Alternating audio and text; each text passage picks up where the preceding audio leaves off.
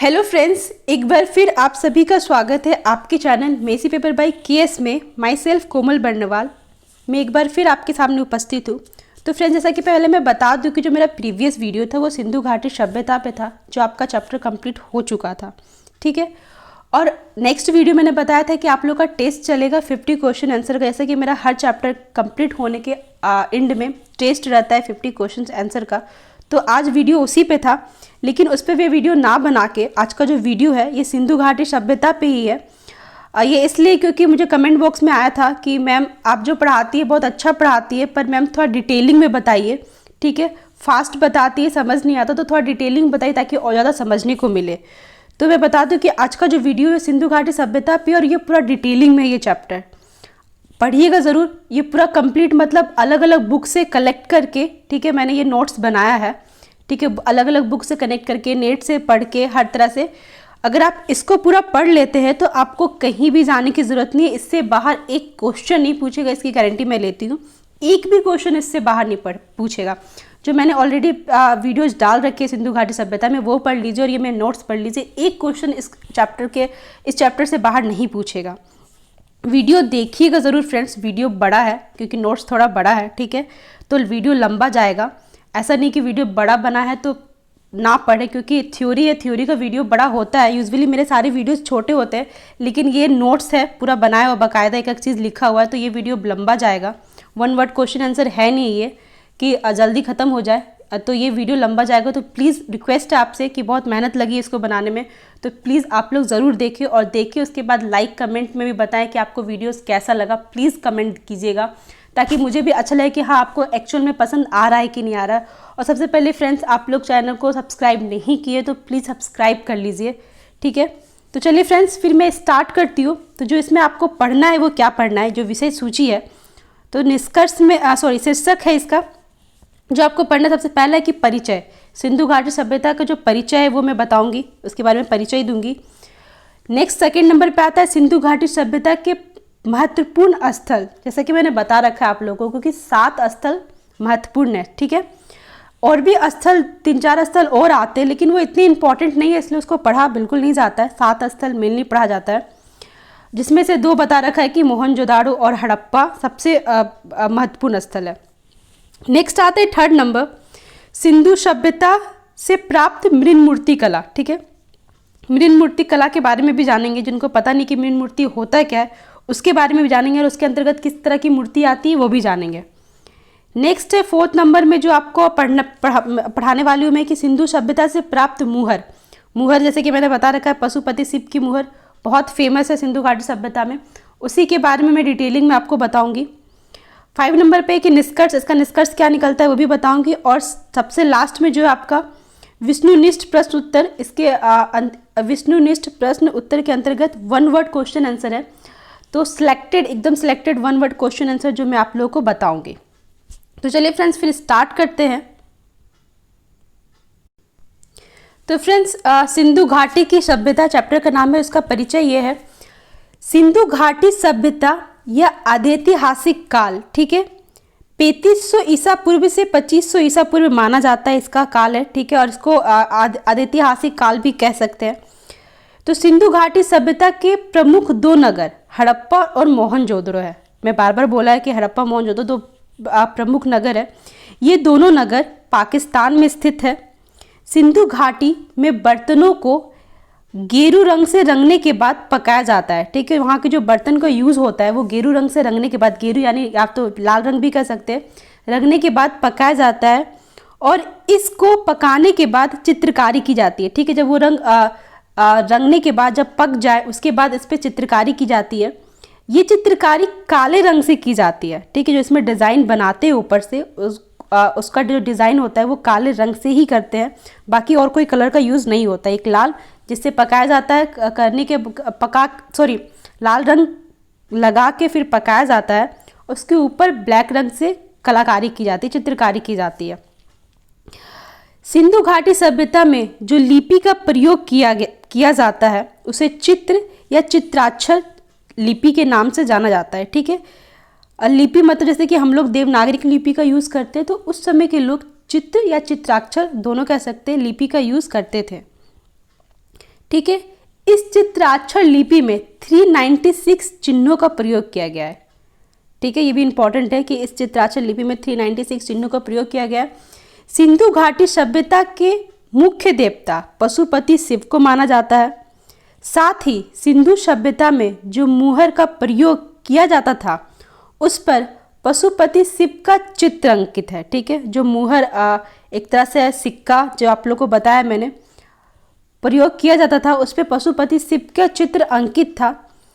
सिंधु सभ्यता को दूसरे नाम ऋण पात्रों की सभ्यता और पकाई गई मिट्टी के बर्तनों की सभ्यता के नाम से भी जाना जाता है। ये क्वेश्चन बहुत इंपॉर्टेंट है एग्जाम में, ऑलरेडी एंट्रेंस के एग्जाम में मेरे टाइम पे आया था। ठीक है, तो ये क्वेश्चन आया था कि सिंधु सभ्यता को और किस नाम से जाना जाता है, तो मैंने लिखा था कि पकाई गई मिट्टी की सभ्यता के नाम से जाना जाता है। बहुत इंपॉर्टेंट है। सिंधु सभ्यता के दो प्रमुख नगर हड़प्पा और मोहनजोदड़ो का उत्खनन प्रो मार्शल के निर्देशक में हुआ है। ठीक है, जो उसका उत्खनन हुआ था, उत्खनन मतलब वही खुदाई प्रो मार्शल के निर्देशन में हुआ था। सिंधु सभ्यता में पीपल के पेड़ का सर्वाधिक अंकन हुआ है, मतलब सबसे ज़्यादा पाया गया है पीपल का पेड़ सिंधु घाटी सभ्यता में। यहाँ के लोग सूती के वस्त्र पहना करते थे। मोस्टली यहाँ के लोग जो है सिर्फ सूती का ही वस्त्र पहना करते थे, कॉटन का। सिंधु सभ्यता में चित्राक्षर लिपि का प्रयोग किया जाता था, पहले बता रखा मैंने।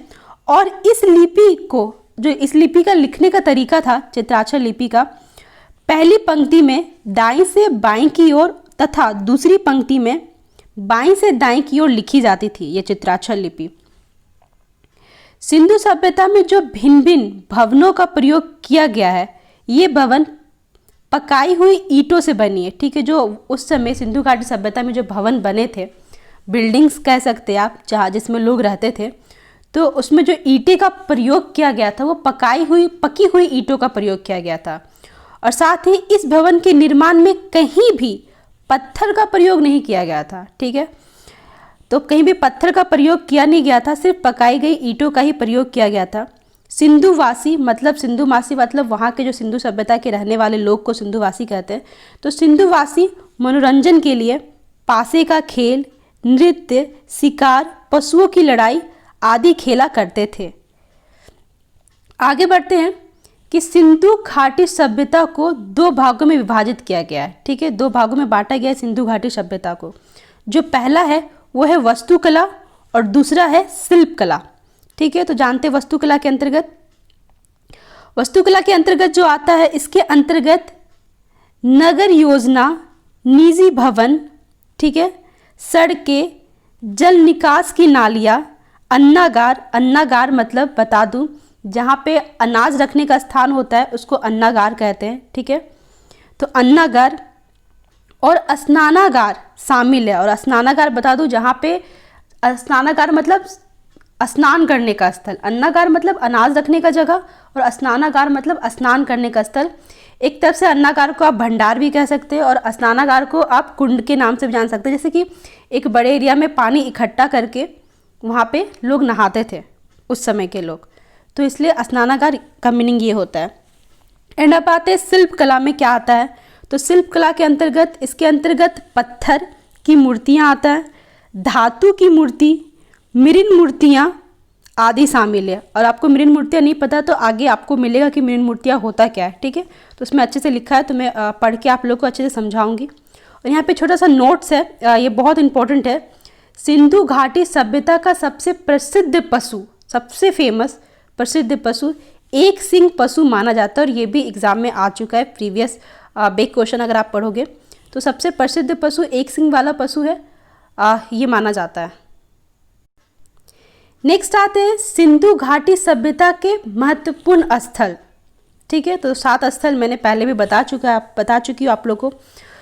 पहला है हड़प्पा, दूसरा है मोहनजोदड़ो, तीसरा है चनहुदड़ो, चौथा है रोपड़, पांचवा है कालीबंगा, छठा है लोथल एंड 7वां है धोलावीरा। ठीक है, ये 7 प्रमुख स्थल है। तो एक एक करके सब स्थल के बारे में अब जानेंगे। तो पहले नंबर पे आता है हड़प्पा।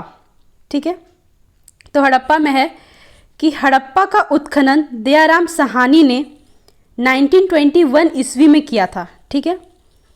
हड़प्पा संस्कृत त्रामपाषाण कालीन संस्कृत से भी पुरानी और विकसित संस्कृति मानी जाती है। ठीक है, बहुत पुरानी संस्कृति मानी जाती है। हड़प्पा रावी नदी की बाईं तट पर स्थित है। रावी नदी के किनारे तो मैंने पहले बता रखा, लेकिन रावी नदी के बाईं तट पर स्थित है हड़प्पा, जो इस समय पाकिस्तान में है। हड़प्पा को सर्वप्रथम काकबड़ ने देखा था। सबसे पहली बार हड़प्पा को काकबड़ ने देखा था। यहाँ के लोग पशुपति शिव की पूजा करते थे। ठीक है। हड़प्पा के सबसे प्रसिद्ध मूर्ति जो टेराकोटा यानी पकाई गई मिट्टी को टेराकोटा के नाम से भी जानते हैं, तो पकाई गई मिट्टी से बनी है। हड़प्पा को ऋग्वेद में, ठीक है, जैसे कि 4 वेद होता है, तो हड़प्पा को ऋग्वेद में हरियूपिया के नाम से भी जाना जाता है। स्वास्तिक चिन्ह जो हड़प्पा सभ्यता की देन है। जो स्वास्तिक का जो चिन्ह आप लोग यूज़ करते हैं, जो पूजा में यूज़ होता है स्वास्तिक का चिन्ह, ये हड़प्पा सभ्यता की देन है। भारत की सबसे प्राचीन मूर्तियाँ, सबसे पुरानी मतलब प्राचीन मतलब सब पुरानी होता है, सबसे पुरानी मूर्तियाँ हड़प्पा से प्राप्त की गई है, जिसमें से 2 प्रसिद्ध मूर्ति पुरुषधर यानी इंग्लिश में इसको मेल टेट्सो कहते हैं और स्त्रीधर फीमेल टेट्सो, ठीक है, ये पाई गई है। तो ये सबसे पुरानी और ये बहुत फेमस मूर्ति है, जिसके बारे में मैं आप लोगों को बताऊंगी, पुरुषधर और स्त्रीधर। ठीक है, तो आते हैं पुरुषधर के बारे में। ये मूर्ति हड़प्पा से मिली है, जो बलुआ पत्थर से बनी है। ये मूर्ति बलुआ पत्थर से बनी है। यह मूर्ति है जो 4 इंच ऊंची है। यह मूर्ति खंडित अवस्था में पाई गई है, मतलब टूटी हुई अवस्था में यह मूर्ति पाई गई है। इस मूर्ति की गर्दन और कंधे पर 2 छिद्र मतलब 2 बड़े बड़े छेद हैं, गोलाकार है, जिससे ये प्रतीत होता है कि उसमें सिर और हाथ अलग अलग बनाकर जोड़ा गया है। ठीक है, और यह मूर्ति लाल रंग की है, जिसमें एक प्रकार का चमक देखने को मिलता है। यह मूर्ति राष्ट्रीय संग्रहालय नई दिल्ली में रखी गई है। तो फ्रेंड्स, आप देख सकते हैं कि ये मूर्ति कुछ इस तरह दिखती है। ठीक है, ये है मेल टेट्सो, और इसके कंधे पे देख रहे हो तो बड़े बड़े छिद्र है। ठीक है, और ये मूर्ति इसी तरीके से पाई गई थी जब खुदाई हुई थी सिंधु हड़प्पा की, तो ये मूर्ति इसी अवस्था में पाई गई थी, जिसके देख रहे आप पैर भी नीचे से टूटे हुए, गर्दन नहीं है इसमें, हाथ भी नहीं है, और बाद में इसके हाथ और गर्दन अलग से बना के जोड़ा गया है और राष्ट्रीय संग्रहालय नई दिल्ली में रखा गया है। ठीक है, तो यही और यहाँ पे देख जो छिद्र का जो जिग्र है, यही 2 छिद्र कंधे पे जो दिख रहा है, यही 2 छिद्र हैं। एंड आगे बढ़ते हैं फीमेल टेट्सो यानी स्त्रीधर जो मूर्ति जो हड़प्पा से ही मिली है। यह मूर्ति घिया पत्थर यानी लाइन स्टोन की है। ठीक है, घिया पत्थर को इंग्लिश में लाइन स्टोन कहते हैं, तो यह मूर्ति लाइन स्टोन की है, बनी हुई है। यह मूर्ति नृत्य अवस्था में पाई गई है, मतलब डांस के फॉर्म में पाई गई है ये मूर्ति, और इसके सर के भाग, पैर और भुजाएं अलग से जोड़ी गई है। मतलब ये भी मूर्ति जो है, ये भी खंडित अवस्था में ही पाई गई है हड़प्पा से, और इसमें भी जो इसके सर है, पैर हैं और जो भुजाएं मतलब हाथ अलग से जोड़े गए हैं। एंड अब आते हैं दूसरे स्थल पे। अब हड़प्पा खत्म हो चुका है, अब आते हैं नेक्स्ट स्थल मोहनजोदड़ो। तो इसके बारे में जानेंगे। तो मोहनजोदड़ो का उत्खनन रखाल दास बनर्जी ने 1922 में किया था। 1922 में सिंधु नदी के किनारे किया, जो इस समय पाकिस्तान में स्थित है। सॉरी, यहाँ पे थोड़ा मिस्टेक हो गया कि इसका मेनली जो मोहनजोदड़ो का उत्खनन रखाल दास बनर्जी ने 1922 में किया था, और ये मोहनजोदड़ो सिंधु नदी के किनारे स्थित है, इस समय जो पाकिस्तान में स्थित है। ठीक है, सर्वप्रथम मोहनजोदड़ो को काकबड़ ने देखा था। सबसे पहले मोहनजोदड़ो को, जैसे कि हड़प्पा को भी सबसे पहले काकबड़ ने ही देखा था, और मोहनजोदड़ो को भी सबसे पहले काकबड़ ने ही देखा था। मोहनजोदड़ो को लगभग दर्जनों मूर्तियाँ मिली हैं। मोहनजोदड़ो से लगभग दर्जनों मतलब बहुत सारी मूर्तियाँ मिली है। कुछ मूर्तियाँ खंडित अवस्था में पाई गई है, और कुछ मूर्तियाँ खंडित अवस्था मतलब टूटी हुई अवस्था में पाई गई है कुछ मूर्तियाँ। सर्वाधिक मूर्तियाँ आसन मुद्रा तथा स्नानक मुद्रा में पाई गई है। ठीक है, इसमें लगभग 12,000 मोहरें पाई गई है। मोहर जो यूज़ होता है, तो उसमें अब लगभग 12,000 मोहर पाई गई है, जिसका निर्माण सिलोटे पत्थर से किया गया है। ठीक है, अब आते हैं इसमें जो मूर्ति, जो इम्पोर्टेंट मूर्ति जो पढ़ना है, जो एग्ज़ाम में आता है, बहुत फेमस मूर्ति है। पहला है जो मूर्ति में नर्तकी की मूर्ति, ठीक है, जिसे डांसिंग गर्ल के नाम से जानते हैं, इंग्लिश में डांसिंग गर्ल बोलते हैं इसमें, जिसका निर्माण काष्य धातु जिसका निर्माण काष्य धातु से किया गया। ये क्वेश्चन आता है एग्जाम में कि जो नर्तकी की मूर्ति है मोहनजोदड़ो से जो मिली है, उस मूर्ति का निर्माण किससे किया गया है, तो आपको लिखना होगा कांस्य धातु से किया गया है। इस मूर्ति की लंबाई 4.5 इंच है। वर्तमान में यह मूर्ति राष्ट्रीय संग्रहालय नई दिल्ली में रखी गई है। ठीक है, और इस मूर्ति की ऊंचाई, फ्रेंड्स पहले ही बता दिया, लंबाई ऊंचाई थोड़ा वही है, सेम ही है, 4.5 ही होगा। यह मूर्ति नृत्य अवस्था में पाई गई, इसलिए इसे नर्तकी की मूर्ति के नाम से जाना जाता है। ठीक है, ये जो मूर्ति है नृत्य अवस्था में पाई गई है, इसलिए इसे नर्तकी की मूर्ति के नाम से जाना जाता है। और ये मूर्ति कुछ इस तरह दिखती है। ठीक है, इसका फिगर इस तरह, यही है नर्तकी की मूर्ति, और इसी तरह ये मूर्ति दिखती है, जो डांस के फॉर्म में पाई गई है मोहनजोदड़ो से। अब आते हैं नटराज की मूर्ति। ठीक है, नेक्स्ट पॉइंट है साथ ही नटराज की मूर्ति, जिसकी ऊंचाई 7 से 8 इंच है, जो मोहनजोदड़ो से प्राप्त की गई है। इस मूर्ति में 4 हाथ दिखाए गए हैं। ठीक है, मोहनजोदड़ो को मुर्दों का टीला के नाम से भी जाना जाता है। अब यहाँ पे आते हैं कि मोहनजोदड़ो को और एक नाम से जाना जाता है, जो मुर्दों का टीला। ठीक है, तो मोहनजोदड़ो को मुर्दों के टीले के नाम से भी जाना जाता है।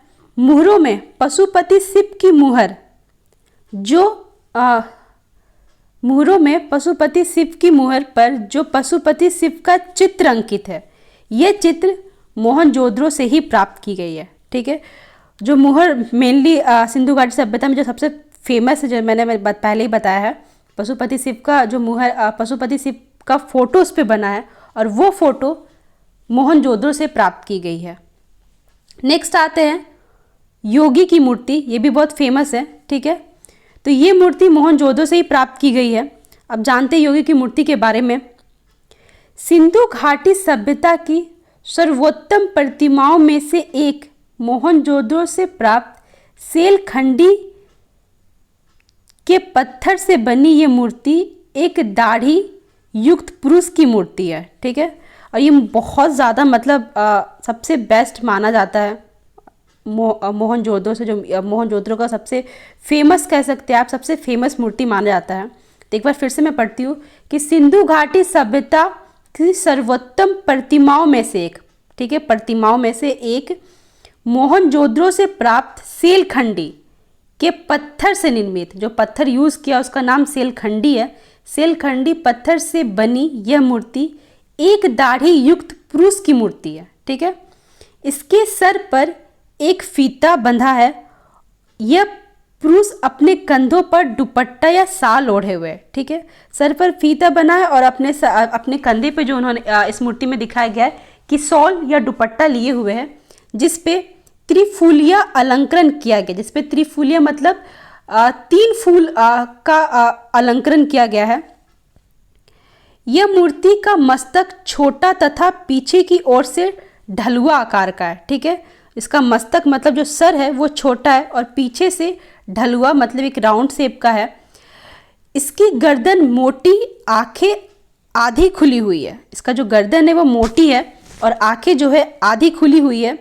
यह मूर्ति राष्ट्रीय संग्रहालय नई दिल्ली में रखी गई है। ठीक है, तो फ्रेंड्स कुछ इस तरह से ये मूर्ति दिखती है जो मिली है। आप देख सकते हैं इसके माथे पे पट्टी बंधी है, आगे में राउंड है। ठीक है, यही पट्टी का जिक्र हो रहा है और कंधे पे शॉल ओढ़ा हुआ है और त्रिफूलिया मतलब 3 राउंड का देखिए फूल है, इसी टाइप का फूल अंकित है। तो और ये भी खंडित अवस्था में ही पाई गई है और इसमें बताया गया कि इसमें दाढ़ी है और गर्दन मोटा है। ठीक है, और इसकी आंखें जो एकदम आधी खुली हुई है, हल्की खुली हुई है इसकी आंखें, और ये मूर्ति ऐसी ही दिखती है। अगर आप फोटो में देखोगे, सर्च कर लो आप, ठीक है, तो आपको ऐसी ही दिखेगी योगी की मूर्ति, और बहुत बहुत बहुत ज़्यादा फेमस है ये मूर्ति। एग्ज़ाम में पूछने के बहुत चांसेस है इस मूर्ति के बारे में। और साथ ही यहाँ पे बता दूं कि मोहनजोदड़ो की सभ्यता को मेसोपोटामिया तथा सुमेरियन के समान भी माना जाता है। ठीक है, मोहनजोदड़ो को मेसोपोटामिया भी कह सकते हैं और सुमेरियन की सभ्यता भी कह सकते हैं, ये दोनों नाम से जाना जाता है मोहनजोदड़ो को। एंड अब आगे बढ़ते हैं। अब तीसरे स्थल पे आते हैं चनहुद्रो। ठीक है, तो चनहुद्रो का उत्खनन ननी गोपाल मजुमदार ने 1931 ईस्वी में सिंधु नदी के किनारे किया था। ठीक है,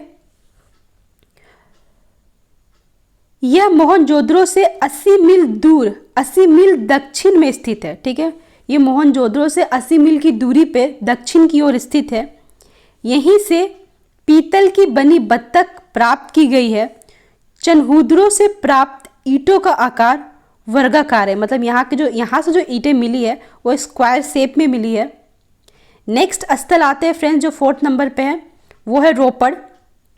तो रोपड़ का उत्खनन YD शर्मा ने किया है और ये रोपड़ जो है सतलज नदी के पास सतलज नदी के किनारे है। ये अभी पंजाब भारत में स्थित है। ठीक है, इसका उत्खनन 1953 ईस्वी में किया गया था। यहीं से तांबे की कुल्हाड़ी का साक्ष्य प्राप्त हुआ है। नेक्स्ट आते हैं 5 नंबर कालीबंगा। तो कालीबंगा का उत्खनन ए घोष ने 1953 में किया गया है और ये हगागर है हो में आकर है, घो मत समझिएगा। तो ये हगागर नदी के किनारे बसा है, जो इस समय गंगानगर राजस्थान में स्थित है। यहाँ के घर कच्ची ईंटों से बनी है। कालीबंगा में कुछ अलग अलग साक्ष्य प्राप्त हुए हैं। ठीक है, जो इस प्रकार है। तो देखते हैं कौन कौन से साक्ष्य कालीबंगा से प्राप्त हुए हैं। तो जुते हुए खेत का साक्ष्य, कब्रिस्तान का साक्ष्य, लकड़ी की नाली का साक्ष्य, अग्निकुंड का साक्ष्य और कांसे की सुई का साक्ष्य यहीं से प्राप्त हुआ है। एंड आते कि कालीबंगा का अर्थ क्या है। ठीक है, कालीबंगा का अर्थ नहीं पता है तो बता दें कि काले रंग की चूड़ियाँ। ठीक है, क्योंकि यहाँ काले रंग की चूड़ियाँ बेची जाती थी, यहाँ पे ज़्यादा मात्रा में काले रंग की चूड़ियाँ बेची जाती थी, इसीलिए यहाँ का नाम कालीबंगा पड़ गया है। ठीक है, आते नेक्स्ट स्थल पे जिसका नाम है लोथल, 6 नंबर।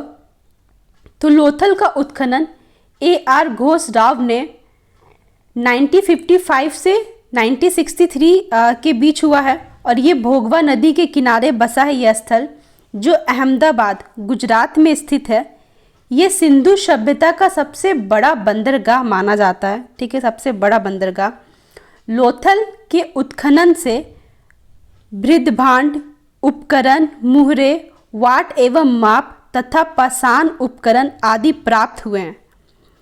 लोथल से प्राप्त कुछ वस्तुएं, तो देखते लोथल से जो कुछ वस्तुएं प्राप्त हुई उसमें से पके रंग में रंगे हुए पात्र, तांबे का हंस, शतरंज के बोर्ड, मर्तबान में धृत लोमड़ी का चित्र। ठीक है, तो ये सब जो वस्तुएं हैं ये लोथल से प्राप्त की गई हैं। नेक्स्ट आते हैं लोथल से प्राप्त कुछ साक्ष्य, जो साक्ष्य प्राप्त हुए लोथल से। तो क्या क्या साक्ष्य प्राप्त हुए? चावल के साक्ष्य और धान की भूसी के साक्ष्य, ये दोनों लोथल से प्राप्त हुए हैं। नेक्स्ट आते हैं 7 नंबर और ये सबसे लास्ट स्थल है। ठीक है, जिसका नाम है धोलावीरा। तो धोलावीरा का उत्खनन RS विशिष्ट ने किया है और ये गुजरात में स्थित है। ठीक है, तो धोलावीरा में ज़्यादा आपको पढ़ना नहीं है। एंड अब आते हैं जो मृण मूर्तियाँ। तो सिंधु घाटी सभ्यता से प्राप्त मृण मूर्ति कला। तो मृण मूर्ति कला किसे कहते हैं वो मैं बता रही हूँ। तो सिंधु सभ्यता में बहुत बड़ी संख्या में आग में पक्की मिट्टी जो मृण मूर्ति कहलाती है। आग में जो मिट्टी पकाया जाता है, ठीक है, चाहे वो खिलौना हो, चाहे वो पूजा के लिए यूज़ हो, मूर्ति हो, तो उसको मृण मूर्ति कहते हैं। जो पकी हुई मिट्टी के बर्तन जो भी है तो उसको उसी को मृण मूर्ति कहते हैं। और इसे टेराकोटा के नाम से भी जाना जाता है। ठीक है, मृण मूर्ति तो कहते ही है और साथ ही जैसे कि पहले ही जिक्र हो चुका है कि पकी हुई मिट्टी को टेराकोटा के नाम से भी जाना जाता है। इस प्रकार की मूर्तियों का प्रयोग, देखिए अब इस प्रकार की मूर्तियों का प्रयोग किस किस किस चीज़ों में किया जाता है, तो खिलौनों के रूप में या पूजा प्रतिमाओं के रूप में किया जाता है। प्रतिमाएं जो बैठती हैं भगवान की, उसके रूप में किया जाता है। और साथ ही इस प्रकार की जो मिट्टी है, पकी हुई मिट्टी, खिलौनों के रूप में भी किया जाता है और जिसे मृण मूर्ति कहते हैं। सिंधु सभ्यता से प्राप्त मृण मूर्ति कला के अनेक उदाहरण हड़प्पा, मोहनजोदड़ो, मुंडीबाग, चन्हुदड़ो, कालीबंगा, लोथल आदि से प्राप्त हुए। मतलब ये जो स्थल है हड़प्पा, मोहनजोदड़ो, मुंडीबाग, चन्हुदड़ो, कालीबंगा और लोथल, इस सबसे ज़्यादातर मृण मूर्तियाँ प्राप्त हुई है। ठीक है। हड़प्पा सभ्यता के अनेक पुरास्थलों से प्राप्त हुए मृण मूर्तियाँ हाथ से गूंथकर या दोलिया आकार बनाई गई है। मोस्टली हाथ से गूंथकर बनाई गई है ये मूर्ति। ठीक है। अनेक पुरास्थलों से प्राप्त मिट्टी की मूर्ति लाल रंग की है। ठीक है। मोस्टली जो मूर्ति, पहले भी जिक्र हो चुका है कि जो मूर्ति बनते थे उस समय लाल रंग की होती थी और इन मूर्तियों को बनाने के बाद आग में, भट्टी में पकाया जाता था। पहले तो मिट्टी से ये मूर्ति बनती थी, उसमें फिर लाल रंग से कलर किया जाता था। फिर उसके बाद इसको पकाया जाता था भट्टी में और पक जाने के बाद इस पर काले रंग से चित्रकारी की जाती थी। ठीक है। सेधव स्थलों से मिली मृण मूर्तियों को दो भाग में बांटा गया है। सेधव स्थल अगर नहीं पता है तो सिंधु घाटी सभ्यता को ही सेधव स्थल कहते हैं। ठीक है। तो सेधव स्थलों से मिली मृण मूर्तियों को दो भाग में बांटा गया है। तो दो भाग में जो बांटा गया है वो है, पहला मानव मृण मूर्तियाँ और दूसरा है पशु व पक्षी मृण मूर्तियाँ। ठीक है। तो आते हैं मानव मृण मूर्तियाँ में। पहला नंबर, मानव मृण मूर्तियाँ में पुरुष की अपेक्षा स्त्रियों की मृण मूर्तियाँ अधिक संख्या में बनी है। मतलब पुरुष की कम बनी है और स्त्रियों की ज़्यादा मूर्ति बनी है, मृण मूर्ति ज़्यादा बनी है, जिसमें देवी की मृण मूर्तियाँ अधिक है। देवी के रूप में, जिसमें देवी के रूप में इसलिए बनी कि देवी के रूप में बना के वहाँ के लोग पूजा करते थे वो वैसी मूर्तियों का। तो देवी के रूप में मूर्तियाँ ज़्यादातर बनी है। इस प्रकार की मूर्तियाँ हड़प्पा, मोहनजोदड़ो, चन्हुदड़ो, कालीबंगा, धोलावीरा आदि जैसे पुरातत्व स्थल से मिली है। ठीक है। इस तरह की मूर्ति ये सब स्थल से मिली है। उस समय मृण मूर्ति की पूजा लोक देवी के रूप में किया जाता था। जो मृण मूर्ति जो बनी थी देवी लोक की मोस्टली, तो उसका पहले बताया कि मैंने कि हाँ, पूजा के रूप में उसका इस्तेमाल किया जाता था। सेधव सभ्यता से मिली, यानी सिंधु घाटी सभ्यता से मिली मृण मूर्तियाँ की पूजा की जाती थी, जो गले में हार, कान में झुमके या कुंडल, हाथ में वलय या कड़े, वलय को कड़े भी बोलते हैं, बाह में बाजूबंद, पैर में नुपुर मतलब पायल, कमर में कमरधनी, हाथ तथा सर पर मुकुट जैसे आभूषण पहने होते थे। जो देवी की मूर्तियाँ वहाँ के लोग बनाते थे, तो वो लोग जब मूर्ति बनाते थे तो उस मूर्ति में हाथ बाजू में बाजूबंद, हाथ में कड़े, कमर में कमरधनी, पैर में पायल, ये सब चीज़ें आभूषण के साथ मूर्ति का निर्माण किया जाता था। और साथ ही कुछ मूर्तियों के सर के अगल बगल प्याले जैसा बना जाता था, जिसमें संभवतः पूजा के लिए धूप या दिया बत्ती की जाती थी। जो सर के अगल बगल है वो दिया के रूप में दो प्याले बने होते थे, जिसमें धूप या अगरबत्ती की जाती थी पूजा के तौर पे। एंड अब आते हैं पशु या पक्षियों की मृण मूर्ति। ठीक है। तो सिंधु सभ्यता की मिट्टी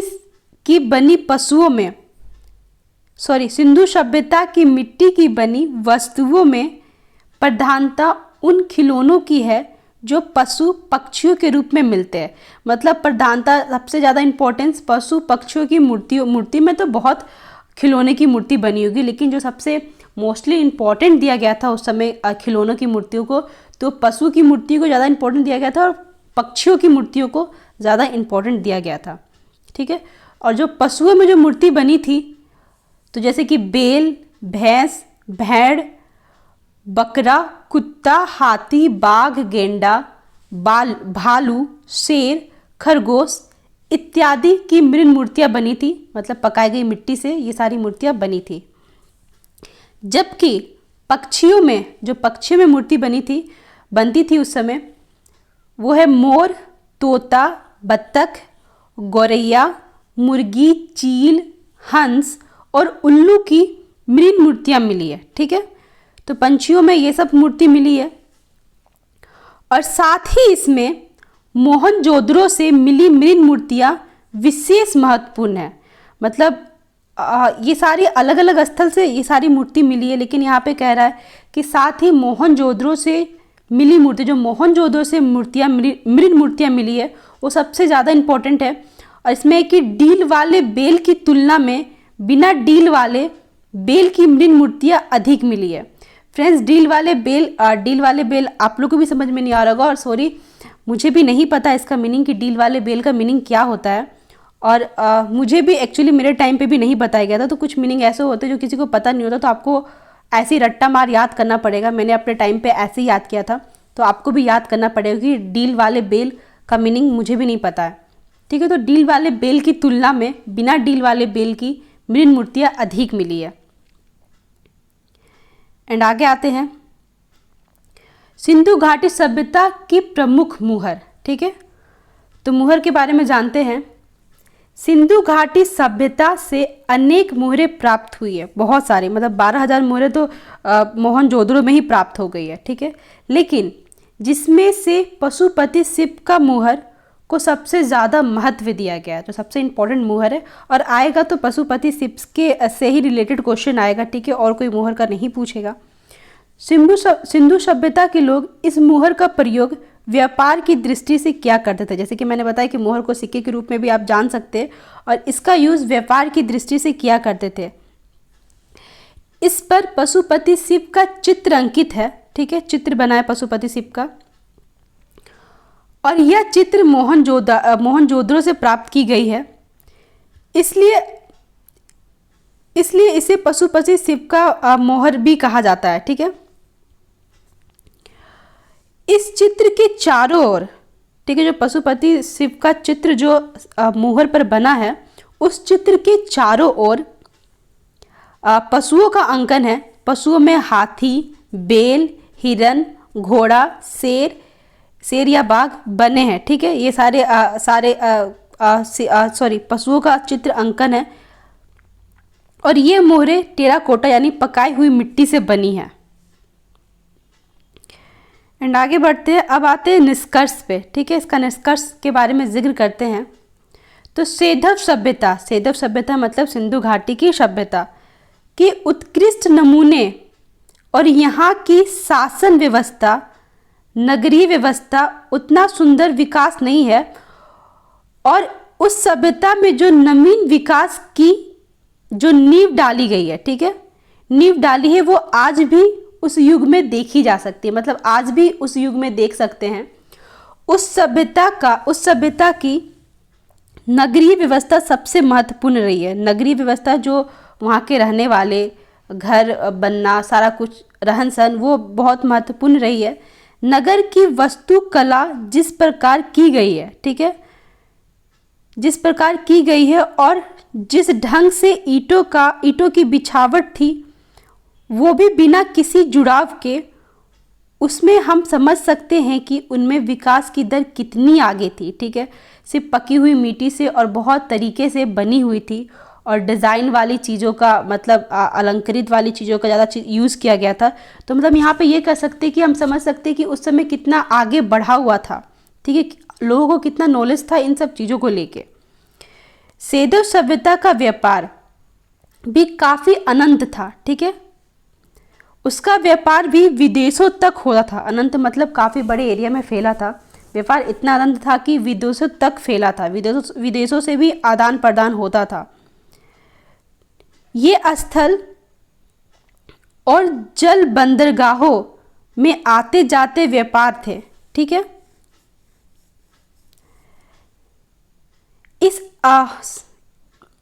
इस काल के लोग कला प्रेमी थे। ठीक है, कला से बहुत प्यार करते थे। जो इस काल के लोग, सिंधु घाटी सभ्यता के जो लोग थे, वो कला प्रेमी थे, कला से बहुत प्रेम करते थे।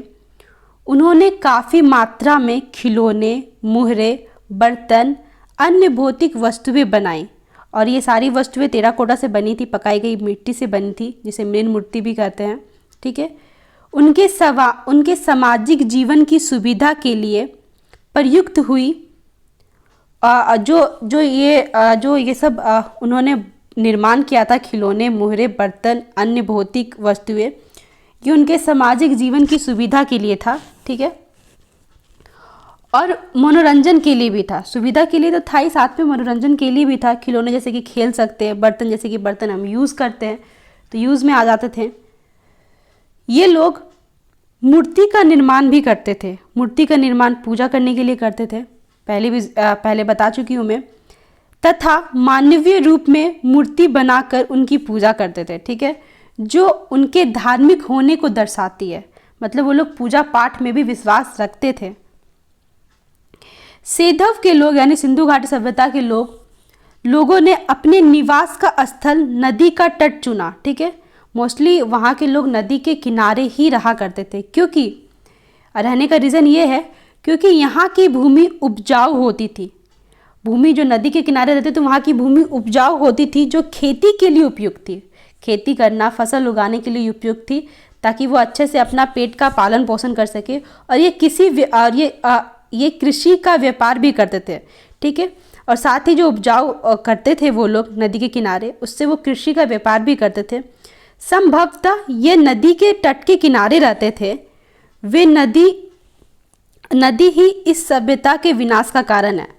विनाश का कारण है, और यह कारण उनके आने वाली बाढ़ की थी। ठीक है। मतलब जो नष्ट हो गया सारा चीज़, क्योंकि ये नदी के किनारे रहते थे, तो बाढ़ आने के कारण, रीज़न ये बताया जाता है कि बाढ़ आने के कारण ये सारी चीज़ें वहाँ के रहने वाले, मतलब सब चीज़ नष्ट हो गई और फिर ये लुप्त हो गया, मतलब ख़त्म हो गया। एंड अब बढ़ते फ्रेंड्स और आगे आते हैं। सेधव सभ्यता ने जो भी कार्य किए, वो कार्य की झलक आज भी समाज में दिखाई देती है। इस सभ्यता की देन का हमारे आज भी भारतीय सभ्यता में स्थान अमूल्य बना रहेगा। तो ये निष्कर्ष जो है इसका खत्म हो चुका है। एंड आगे बढ़ते हैं वन वर्ड क्वेश्चन आंसर की ओर। ठीक है। Important one word question answer है ये सारे। तो नटराज की मूर्ति कहाँ से प्राप्त हुई है? मोहनजोदड़ो से। मेसोपोटामिया की सभ्यता किस देश की है?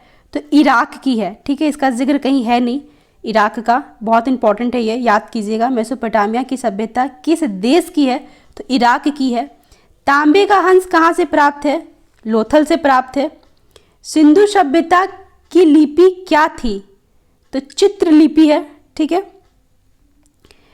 नेक्स्ट आते हैं, हड़प्पा संस्कृति की बहुसंख्यक मोहरें किस चीज़ से बनी है? ठीक है। तो सेलखंडी से बनी है। अगर आप ऊपर पढ़ेंगे हड़प्पा के बारे में तो मैंने जिक्र किया है कि सेलखंडी से बनी है। हड़प्पा में कुल कितने अन्नागार प्राप्त किए गए? 12 अन्नागार प्राप्त किए गए। अन्नागार मतलब बता दें, एक तरह से भंडार होता है जहाँ अनाज रखा जाता है। ठीक है। 7 नंबर, मोहनजोदड़ो से प्राप्त नर्तकी की मूर्ति किस माध्यम में बनी है? तो काष्ठ धातु से बनी है ये मूर्ति। सिंधु सभ्यता की समुच्चा क्षेत्र, मतलब पूरा क्षेत्र किस आकार का है? तो त्रिभुजा आकार का है। ठीक है। नेक्स्ट आते हैं, मोहनजोदड़ो का अर्थ, मतलब मृतकों का टीला कहा जाता है। मोहनजोदड़ो का अर्थ मतलब। हड़प्पा को ऋग्वेद में किस नाम से जाना जाता है? तो हरियूपिया के नाम से जाना जाता है। हड़प्पा वर्तमान में कहाँ स्थित है? पाकिस्तान में स्थित है और रावी नदी के किनारे स्थित है। कालीबंगा किस लिए प्रसिद्ध है? तो काले रंग की चूड़ियाँ वहाँ मिलती है, इसलिए कालीबंगा प्रसिद्ध है और इसी से उसका नाम भी पड़ा है कालीबंगा। पक्के ईंटों का मकान का साक्ष्य कहाँ से प्राप्त हुआ है? तो मोहनजोदड़ो से प्राप्त हुआ है। सिंधु घाटी से प्राप्त मुद्रा के नाम पशुपति मुद्रा और पीपल वृक्ष का मुद्रा, ये 2 है। ठीक है। नेक्स्ट आते हैं, सिंधु सभ्यता का सबसे बड़ा बंदरगाह कौन है? तो लोथल है। तो फ्रेंड्स ये रहा सिंधु घाटी की सभ्यता जो चैप्टर कंप्लीट हो चुका है, ठीक है।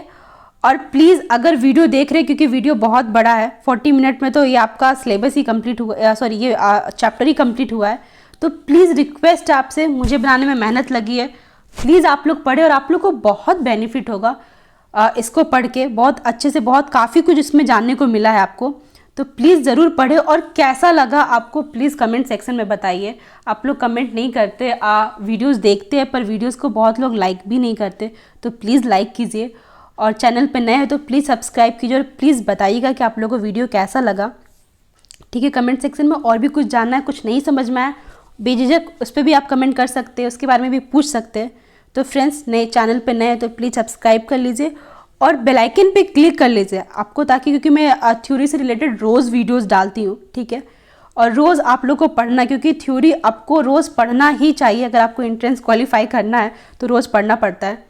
मैं भी अपने टाइम पे पढ़ती थी रोज़, तो आप लोग भी अभी से पढ़े ताकि लास्ट में आप लोग को बर्डन ना हो। तो आई होप फ्रेंड्स आप लोग को पसंद आया होगा। तो फ्रेंड्स चलिए फिर मैं मिलती हूँ आपसे नेक्स्ट वीडियो में। और हाँ, कल का जो वीडियो रहेगा इसमें 50 क्वेश्चन आंसर टेस्ट रहेगा आप लोग के लिए, आप लोग को खुद से करना है, देखते हैं कि आप लोग कितना सही कर पाते हैं, ठीक है। तो फ्रेंड्स चलिए फिर मिलती हूँ मैं आपसे नेक्स्ट वीडियो में, तब तक अपना ख्याल रखें, नमस्ते।